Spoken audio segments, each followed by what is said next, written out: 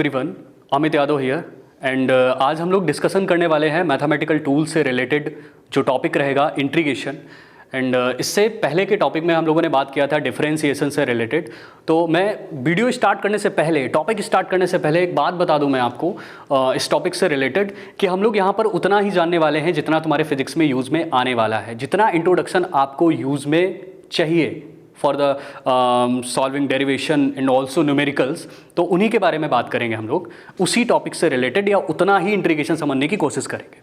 ठीक है, तो अगर मैं बात करूं इंटीग्रेशन की, तो अभी हम लोग डिफरेंशिएशन जब पढ़ रहे थे तो हम लोगों ने पढ़ा था कि किसी चीज़ को डिफरेंशिएट करना मतलब उसको तोड़ना, छोटे छोटे पार्ट्स में अलग करना। लेकिन जब मैं इंटीग्रेशन की बात करता हूं तो इंटीग्रेशन का मतलब होता है चीज़ों को जोड़ना, कलेक्ट करना, इकट्ठा करना।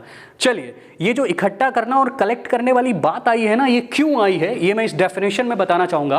वैसे डेफिनेशन ऐसा नहीं होता कि आपसे पूछा जाए what is the definition of integration, but आपको पता होना चाहिए कि क्या होता है इंटीग्रेशन। एक शॉर्ट टर्म के लिए थोड़ा सा जान लो आप। Okay, so now without wasting any time start करते हैं। Okay, so now we are required to find the function. Integration is basically used for summation. आप लोगों ने देखा कि ये वर्ड आया हुआ है समेशन। तो समेशन का मतलब आई थिंक आपको समझ में आ रहा होगा, चीज़ों को इकट्ठा करना, कलेक्ट करना, जोड़ना। तो इसी वर्ड की बात कर रहे थे हम लोग कि ये क्यों आता है समेशन। बात समझ में आ गई होगी आपको। And is used for summation of discrete values. Well, this is also use with this symbol. हम लोग समेशन को ऐड करने के लिए, उनको इकट्ठा करने के लिए इस तरह का सिंबल दिखाते हैं, लेकिन अगर हमें इंटीग्रेट करना है, उन्हीं चीज़ों को इकट्ठा करना है, तो इंटीग्रेशन में कुछ इस तरह का सिंबल रहता है जैसा आपको साइन दिख रहा होगा। Okay, so now used for continuous function. अगर ढेर सारे कॉन्टिन्यूस फंक्शन आ रहे हैं तो उनको इकट्ठा करना। मैं अपने सेंटेंस को फिर से रिपीट कर रहा हूँ, चीज़ों को अलग अलग पार्ट्स में तोड़ना मतलब डिफरेंशिएट करना, और उन्हीं चीज़ों को कलेक्ट करना। अगर वही छोटे छोटे फंक्शन ढेर सारे हैं, डिस्क्रीट फंक्शंस हैं, तो उनको इकट्ठा करना, ऐड करना, क्या है आपका इंटीग्रेशन है। तो ये छोटा सा इंट्रोडक्शन था। ठीक है, सो नाउ ये जो डेफिनेशन आप देख रहे हो मैं इसको रब करता हूं एंड हम लोग स्टार्ट करते हैं पहले फॉर्मूले से। सो अभी तक हम लोग जितनी भी बात कर रहे थे वो डेफिनेशन से रिलेटेड कर रहे थे। नाउ इंटीग्रेशन को शॉर्ट टर्म के लिए समझने के लिए एक सिंपल सा एग्जाम्पल लेते हैं। आप लोगों ने पढ़ा होगा मोशन के टाइप, यूनिफॉर्म, नॉन यूनिफॉर्म, जैसा कि मैंने डिफरेंशिएशन में बताया था। तो हम लोग एक एग्जाम्पल लेते हैं यूनिफॉर्म मोशन का।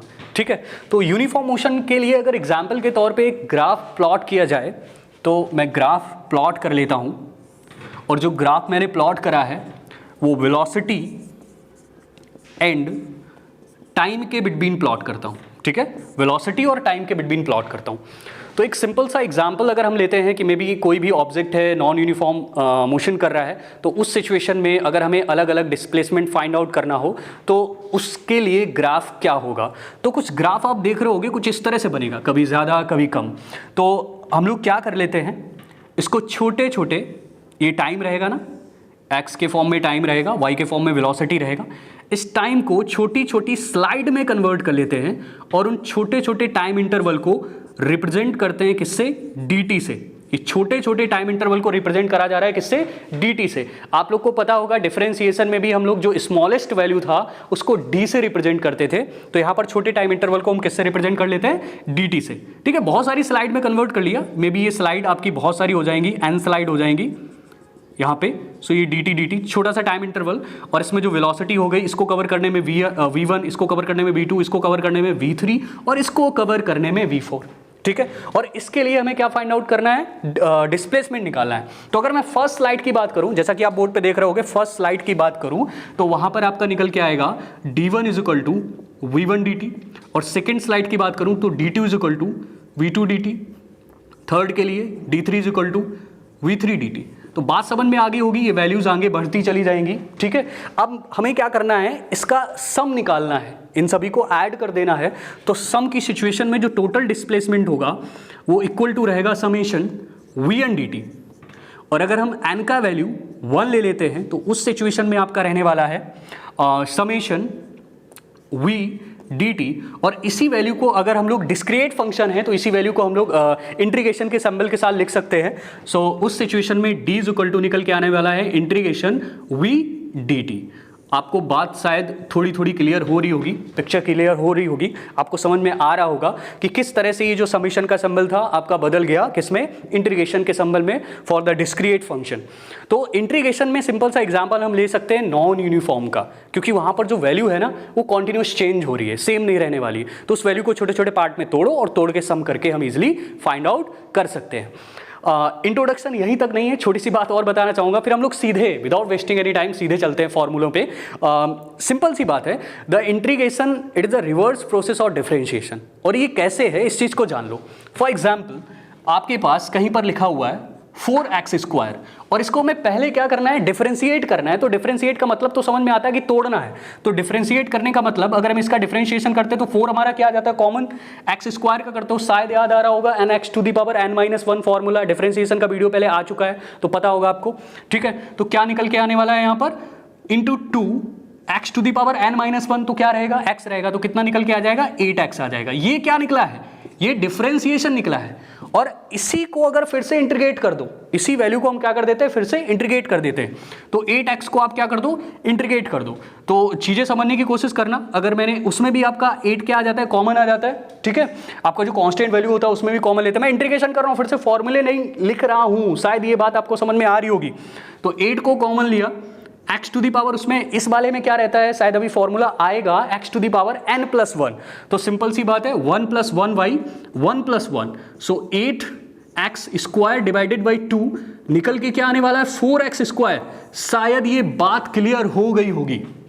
Integration is the reverse process of differentiation. Integration में जो वैल्यू निकल के आती है उसको फिर से आप क्या कर दो, डिफरेंशिएट कर दो, तो फिर से इंटीग्रेशन में निकली हुई वैल्यू आपको मिल जाएगी। बात समझ में आ गया, ये एक दूसरे के अपोजिट है। ओके, सो नाउ हम लोग सीधे चलते हैं फॉर्मूले पे। इस चीज को मैं रब कर रहा हूं, अगर आप चाहो तो इसका स्क्रीनशॉट लेके ये बात समझ सकते हो कि किस तरह से आपको समझना है इंटीग्रेशन को, ठीक है। ओके, सो नाउ पहले फॉर्मूले की बात करते हैं, जो कि यहाँ पे मैंने पहले से ही यूज करके बता दिया आप लोग को। एंड फर्स्ट फॉर्मूले की बात करते हैं। ओके, तो पहला फॉर्मूला क्या था, आई थिंक मैं बहुत जल्दी जल्दी बोलता हूँ, और ये बोलने का रीज़न भी यही कि वीडियो का लेंथ कम रहे और ज़्यादा चीज़ें आप समझ पाएँ, एंड कम टाइम में ज़्यादा समझ में आए तो बेहतर है आप लोग के लिए। ओके, सो नाउ हम लोग फर्स्ट फॉर्मूले की बात करते हैं। First formula y = x⁻n।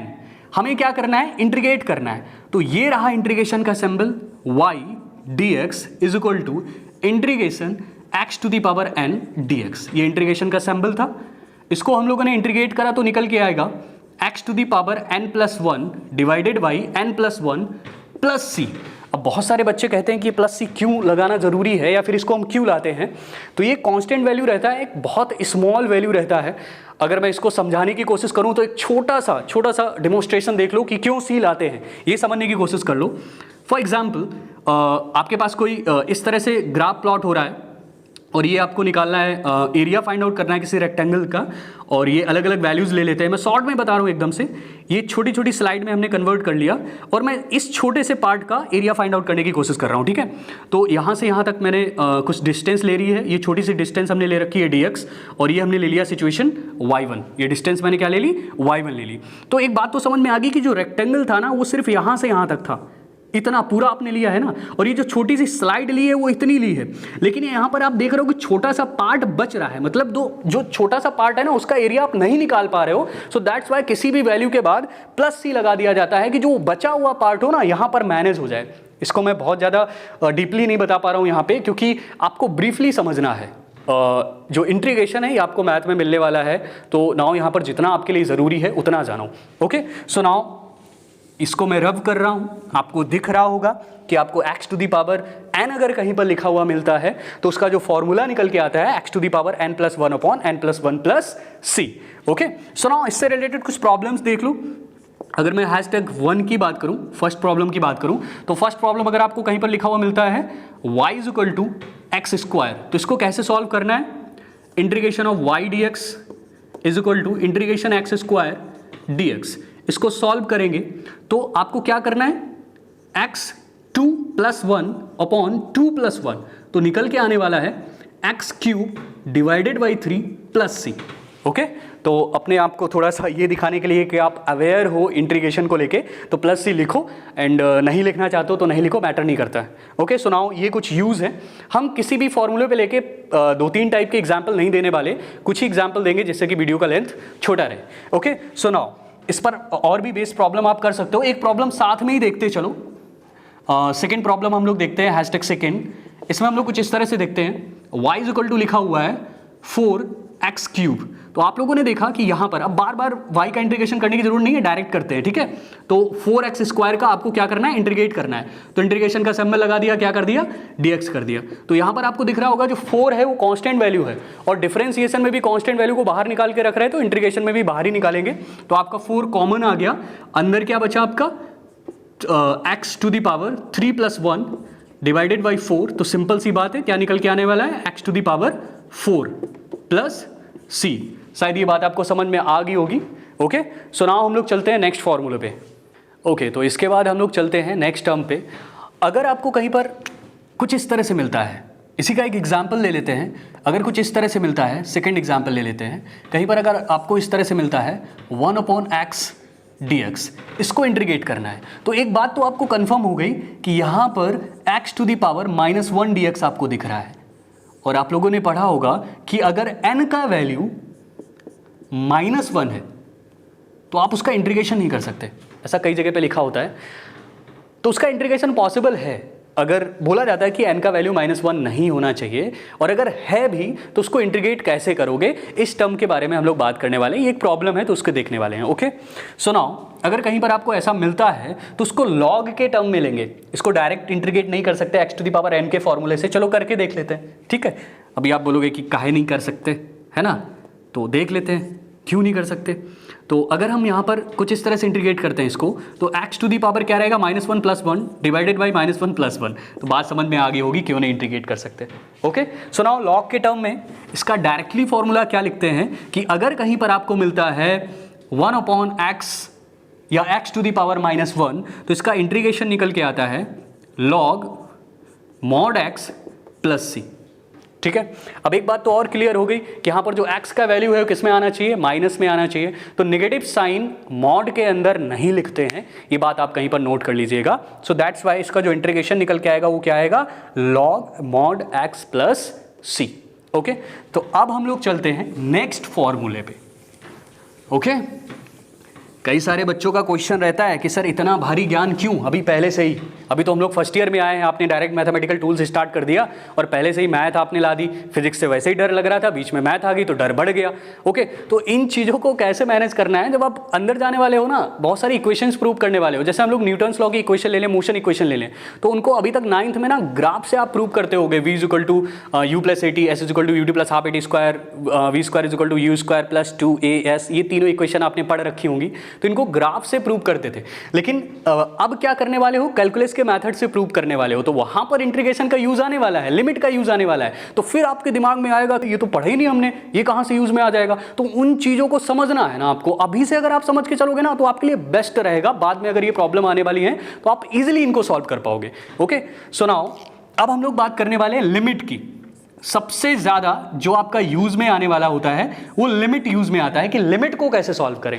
तो कुछ प्रॉब्लम्स देख लेते हैं। कहीं पर अगर आपको फर्स्ट प्रॉब्लम लिमिट से रिलेटेड कहीं पर मिलती है, अगर कुछ इस तरह से लिखा होता है इंटीग्रेशन x² dx, और लिमिट हमने लगा दी 2 से लेके 3 तक। ओके, अच्छा कुछ ऐसे ले लेते हैं, लिमिट लगा देते हैं u से लेके v तक, अभी समझ में आएगा। ओके, मे बी ये आपका डिस्प्लेसमेंट है या मे बी ये ऑब्जेक्ट है, मूव हो रहा है। आपको पता है कि इसका लिमिट क्या हो सकता है, इनिशियल से लेके फाइनल तक।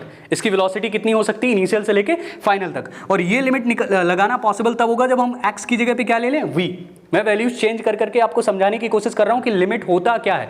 लिमिट मतलब आपसे बोल दिया जाता है कि ये कोई ऑब्जेक्ट है ना, ये सिर्फ ये a पॉइंट है और a पॉइंट से लेके b पॉइंट तक जा सकता है। ये ऑब्जेक्ट है, माना कि ये x था और ये थी वैल्यू कितनी 2 और ये वैल्यू कितनी है 3, तो इसकी सिर्फ लिमिट क्या है, 2 से लेके कहां तक जा सकता है, 3 तक। तो यही इसकी क्या है, लिमिट है। तो अब हम फिर उन्हीं वैल्यूज के बारे में बात करते हैं। तो v की जगह पे हमारा क्या आ गया, x, और लिमिट क्या हो गई 2 से लेके 3 तक। Then how to solve limits, तो ये आपको समझना है। तो लिमिट को कैसे, लिमिट को देख के डरना नहीं है, पहले x² का वही नॉर्मल सा इंटीग्रेशन कर लो जो आपने पहले किया कर रखा है। तो एक्स स्क्वायर का करेंगे तो क्या निकल के आने वाला है, एक्स स्क्वायर का करेंगे तो क्या निकल के आने वाला है, x to the power 3 divide by 3, बड़ा सा ब्रैकेट लगा दो और लिमिट लगा दो 2 से लेके 3 तक, ओके, प्लस सी। नाउ 1/3 को कॉमन ले लो, अंदर क्या बचता है, x to the power 3, limit क्या लगी हुई है 2 से लेके 3 तक। अब एक सेंटेंस बोलने वाला हूं, उस सेंटेंस को ध्यान से सुनना, कहीं पर नोट कर लेना। जो अंदर फंक्शनल ग्रुप है, जो अंदर फंक्शनल ग्रुप है उसका पावर कितना है 3, इन जो अपर लिमिट है उसके साथ जाएगी, माइनस लगाएंगे और जो नीचे वाली लोअर लिमिट है उसके साथ जाएगी उस फंक्शनल ग्रुप की पावर। तो जो मैंने बोला है वो मैं करके दिखाता हूं आपको, ठीक है। तो 1/3 कॉमन है आपका, अंदर जो अपर लिमिट है वो क्या है 3 है ना, 3 ले लिया। अब 3 की पावर कौन डिसाइड करेगा, जो फंक्शनल ग्रुप की पावर होगी अंदर, ओके। तो अंदर पावर x की कितनी है 3, ओके। सो नाउ 3 के साथ पावर कितनी जाने वाली है 3, माइनस लगा दो, लोअर लिमिट कितनी है आपकी 2, और 2 के साथ पावर कितनी जाएगी 3, so 2 to the power 3, okay. So now इसको सॉल्व कर लेते हैं, 1/3 निकल के क्या आने वाला है 27 माइनस निकल के आने वाला है आपका कितना 8। तो बात आपको क्लियर होगी 27 से आप 8 माइनस करोगे तो कितना आएगा 19/3 आने वाला है, एंड प्लस सी लगा दो। तो शायद ये चीज़ें क्लियर हो रही होंगी कि लिमिट को कैसे सॉल्व करेंगे, ओके। सो नाउ इसके बाद हम लोग चलते हैं नेक्स्ट फॉर्मूले पे। छोटे छोटे फॉर्मूले हैं, यहीं पे देख लो। अगर आपको कुछ इस तरह से कोई फॉर्मूला मिलता है, इसके बाद अगर आपको कोई फॉर्मूला मिलता है, कहीं पर लिखा हुआ मिलता है e to the power x dx, तो इसका सिंपल सा रहता है e to the power x plus C, no change. यही तो किस में होता था, डिफरेंशिएशन में होता था, और यही किस में हो रहा है, इंटीग्रेशन में हो रहा है। अगर e की पावर x मिलता है तो सेम एज वेल एज क्या निकल के आने वाला है e की पावर x। अगर कहीं पर आपको कुछ इस तरह से मिलता है dx, तो इसका इंटीग्रेशन क्या आने वाला है dx, कुछ है ही नहीं अंदर, ओके। सो नाउ इस सिचुएशन में क्या आने वाला है x प्लस सी। अगर कुछ इस तरह से होता, सिर्फ इस तरह से होता x dx, तो क्या निकल के आने वाला था x square by 2, x to the power n plus 1 upon n plus 1 से, ओके। सो नाउ ये सब बताने के बाद, इतना सारा डिस्कशन करने के बाद हम लोग चलते हैं ट्रिग्नोमेट्री के फंक्शंस को कैसे इंटीग्रेट करते हैं। तो उनको एक शॉर्ट टर्म में देखना है, आपको लर्न करना पड़ेगा, ओके। सुनाओ, ओके। सो हम लोग अब बात करने वाले हैं ट्रिग्नोमेट्री फंक्शंस की, जैसा कि मैंने बताया था अभी आप लोग को। तो यहाँ पे देख रहे होगे इंटीग्रेशन ऑफ ट्रिग्नोमेट्रिक फंक्शंस, तो इनको एक शॉर्ट टर्म में देख लो, ये आपको लर्न करने पड़ेंगे। अगर हम लोग साइन एक्स डी एक्स, मतलब साइन एक्स का अगर इंटीग्रेशन करते हैं तो निकल के आता है माइनस का कॉस एक्स प्लस सी, कॉस एक्स डी एक्स का करते हैं तो साइन एक्स प्लस सी, सेक स्क्वायर एक्स का करते हैं तो निकल के आने वाला है सेक स्क्वायर एक्स का, अगर हम लोग करते हैं तो निकल के आने वाला है टैन एक्स प्लस सी, और कॉसेक एक्स कॉट एक्स का करते हैं तो निकल के आता है कॉसेक एक्स प्लस सी। तो कुछ चीज़ें आपको समझ में आ रही होंगी, यहाँ पे माइनस में आने वाला है। मैंने पहले भी बताया था कि जो इंटीग्रेशन होता है ये रिवर्स प्रोसेस होता है डिफरेंशिएशन का। तो वहाँ पर अगर हम डिफरेंशिएशन में देखते हैं तो साइन एक्स का निकल के क्या आता है कॉस एक्स, और कॉस एक्स का क्या आता है माइनस साइन एक्स। तो यहाँ पर साइन एक्स का क्या निकल के आ रहा है माइनस का कॉस एक्स, ठीक है। तो ऐसे आप लर्न कर सकते हो इनको। इन्हीं के बाद हम लोग कुछ चीज़ों के बारे में और बात करने वाले हैं। अगर आपको कहीं पर इस तरह से फंक्शन मिलता है कि वहाँ पर बीच में इक्वेशन जैसा है, मतलब एडिशन का भी यूज़ हो रहा है, सब्ट्रैक्शन का भी यूज़ हो रहा है, मे बी इक्वेशन कुछ इस तरह से आपको मिलती है y equal to x square plus 2x minus 3, plus भी आ गया माइनस भी आ गया, साथ में समझ लो integration of y dx is equal to integration x square d x, सबका अलग अलग करेंगे, ठीक है, plus integration 2x dx minus integration 3 dx। तो बात क्लियर हो गई। एक्स स्क्वायर का करने वाले तो क्या निकल के आने वाला है x to the power 3 divide by 3, plus अगर हम लोग 2x का करने वाले हैं तो 2 कॉमन आएगा, और x का करेंगे तो क्या निकल के आने वाला है एक्स स्क्वायर डिवाइड बाई 2। आपको बात क्लियर हो गई होगी, 2 से 2 क्या हो गया होगा कैंसिल हो गया होगा, ठीक है। तो इसको रब कर दिया मैंने। माइनस 3 एक कांस्टेंट वैल्यू है, कोई भी फंक्शनल ग्रुप नहीं है, तो 3 को हम लोग क्या लेने वाले हैं बाहर लेने वाले हैं, और dx का करेंगे तो क्या आने वाला है x आने वाला है, तो क्या निकल के आएगा 3x आ जाएगा। तो ये बात आपको क्लियर हो गई होगी, सिंपल सा आपका निकल के आने वाला है। अगर आपको प्लस और माइनस एक साथ मिलते हैं या फिर प्लस मिलते हैं, कुछ इस तरह की इक्वेशन मिलती है, तो सबको अलग अलग आप क्या कर दो इंटीग्रेट कर दो, ठीक है। तो इसके बाद हम लोग जाने वाले हैं सीधा मल्टीप्लिकेशन पे, जिसको अपन यूबी मैथड भी बोलते हैं, ठीक है।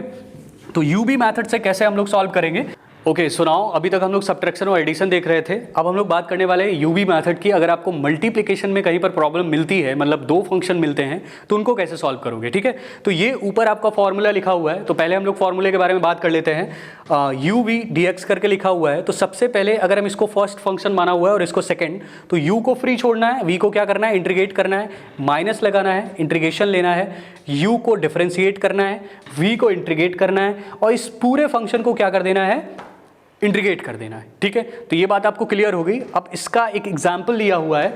कई सारे बच्चों का क्वेश्चन होता है कि आपने कैसे डिसाइड कर लिया कि यू कौन सा होगा, वी कौन सा होगा। इसका एक सिंपल सा एक फंडा रहता है, उसको समझ लो। अगर आपको कहीं पर मिलता है, कुछ इस तरह से रहता है, आईलेट बोलते हैं इसको शॉर्ट फॉर्म में, आईलेट। आप लोगों ने पढ़ा होगा मैथ में, वैसे अगर आप फर्स्ट ईयर के स्टूडेंट हो तो नहीं पढ़ा होगा, 12th के स्टूडेंट ने पढ़ा होगा। आईलेट में आई जो होता है वो इन्वर्स होता है, एल जो होता है लॉग, ए का मतलब होता है algebra and t trigonometry and e आपको बोलते हैं एक्सपोनेंशियल, ठीक है। तो सबसे पहले अगर आपको कहीं पर इन्वर्स मिल रहा है, मतलब यू और वी में सबसे पहले इन्वर्स कोई भी हो सकता है, वी लास्ट वाला हो सकता है, पहले वाला हो सकता है, तो सबसे पहले किसको लेना है, इन्वर्स वाले फंक्शन को लेना है। फिर may be log in algebra trigonometry and exponential, ठीक है। तो बात क्लियर हो गई, इसको मैं रब कर रहा हूँ। ओके सो नाउ हम लोग बात करने वाले हैं इस एग्जाम्पल की। तो इस एग्जाम्पल में इसको u लिया हुआ है और इसको v लेट किया हुआ है, एंड इसको सॉल्व करते हैं, ठीक है। तो इसको सॉल्व कर रहे हैं तो सिंपल सी बात है, x को मतलब u को फ्री छोड़ना है, x को फ्री छोड़ना है। अब डायरेक्ट हम लोग इंटीग्रेशन करेंगे, ये प्रॉब्लम्स आप पहले देख चुके हो, ठीक है। तो x को फ्री छोड़ना है। अगर हम sin x का इंटीग्रेशन करते हैं तो क्या निकल के आने वाला है, माइनस कॉस x, ठीक है। माइनस का सिंबल लगा लो, इंटीग्रेशन।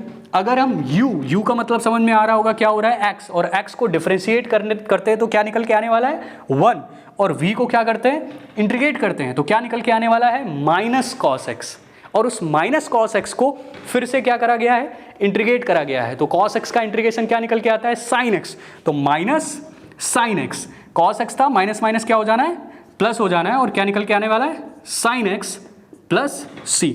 तो सिंपल सी बात है, minus x cos x plus sign x plus c। शायद ये बात क्लियर हो गई होगी, और इससे रिलेटेड और भी प्रॉब्लम आप देख सकते हो। एंड यहाँ पे ज़्यादा क्वेश्चन के बारे में डिस्कशन नहीं कर सकते हैं, वीडियो का लेंथ लंबा हो जाएगा। इसके बारे में चलते हैं हम लोग सीधा सब्स्टिट्यूशन मैथड। ये वैसे लास्ट मैथड रहेगा, मतलब इंटीग्रेशन में इसकी भी रिक्वायरमेंट पड़ती है जब आप फिजिक्स में बहुत सारी जगह पे, मतलब जब आप डेरिवेशन कर रहे होते हो या न्यूमेरिकल कर रहे होते हो, तो सब्स्टिट्यूशन मेथड क्या होता है उसको एकदम शॉर्ट में समझने की कोशिश करो, जल्दी से देखते हैं, ठीक है। इसको अगर कुछ इस तरह से प्रॉब्लम मिलती है आपको, मतलब आपने देखा था कि वहाँ पर डिफरेंशिएशन में अगर अपॉन में भी कोई फंक्शन मिलता था तो उसका भी एक फॉर्मूला था, लेकिन यहाँ पर अपॉन में अगर कोई फंक्शन मिलता है, मतलब रेशियो में कोई फंक्शन मिलता है, तो उसका कोई फॉर्मूला नहीं है किसमें, इंटीग्रेशन में। तो इसको एज अ सब्स्टिट्यूशन मैथड से हम लोग सॉल्व करते हैं, ठीक है। तो अगर आपको कहीं पर लिखा हुआ मिलता है x upon 1 plus x square d x, तो मैं बता दूं ये वाला जो टर्म है इसको t लेट कर लो, 1 plus x square is equal to T, और इसको क्या कर दो, डिफरेंशिएट कर दो। तो अगर हम डिफरेंशिएट करेंगे तो क्या निकल के आने वाला है, ये एक्स स्क्वायर क्या हो जाने वाला है 2x, और 2x इज इक्वल टू क्या आने वाला है, dt अपॉन dx, ठीक है। तो कुछ पिक्चर क्लियर हो रही होगी, क्या क्लियर हो रही होगी, हमें x dx के फॉर्म में लेना है, तो x into D X is equal to D T upon 2। तो आपको क्या करना है, x dx की जगह पे क्या लेके आना है, डी टी अपॉन 2, और जहां पर आपका 1 प्लस एक्स स्क्वायर लिखा वहां पे क्या लिखना है, t लिखना है। साइड में देख लो, आई नो मैं बहुत जल्दी बता रहा हूं इसको क्योंकि कम टाइम में ज़्यादा समझना है। ओके ठीक है। सो नाउ आपको दिख रहा होगा, आपको क्या ले लेना है यहाँ पर, डी टी बाई 2। तो सिंपल सी बात है, निकल के क्या आने वाला है, यहाँ पे इस वाले फंक्शन को क्या माना हुआ है, t माना हुआ है, तो इस वाले पूरे पार्ट को हम लोग क्या लिखेंगे, 1 अपॉन 2t dt, ठीक है। बात क्लियर होगी। तो इसको सॉल्व करते हैं, 1/2 कॉमन ले लेते हैं, अंदर क्या बचा आपका 1 अपॉन t dt, ठीक है। तो इसको क्या लिख सकते हो, क्या ये 1 अपॉन एक्स का फॉर्म बन रहा है, उसका इंटीग्रेशन क्या निकल के आता था, लॉग, क्या निकलता था, लॉग x, तो क्या आ जाना है, t आ जाना है, एंड क्या आएगा प्लस c आने वाला है। तो कुछ नहीं, t का वैल्यू पुट कर दो, तो 1/2 लॉग आपका मॉड के अंदर क्या आने वाला है, t का वैल्यू क्या था 1 plus x square, mod close कर दो, एंड प्लस c। ये आपका आंसर निकल के आने वाला है सब्स्टिट्यूशन मेथड से। तो इसको आप और भी सॉल्व कर सकते हो और सारे एग्जाम्पल लेके। एंड इंटीग्रेशन में जितना इंपॉर्टेंट था उतना मैंने यहाँ पे समझाने की कोशिश की है। आई नो मेरे बताने का जो स्पीड था बहुत ज़्यादा था, क्योंकि जो मैथमेटिकल टूल्स हैं फिजिक्स में जितने भी यूज़ में आने वाले हैं, मतलब जितना इंटीग्रेशन डिफरेंशिएशन आप पढ़ने वाले हो या जो भी आपने अभी तक जितना भी पढ़ा है, वीडियो देखने के बाद पढ़ भी लोगे, वो जितना फिजिक्स में यूज़ होगा उतना ही मैंने यहाँ पे समझाने की कोशिश की है। And keep supporting and keep smiling. घर पे रहो, खुश रहो एंड हंसते रहो, मुस्कुराते रहो। ओके, मिलते हैं नेक्स्ट वीडियो में।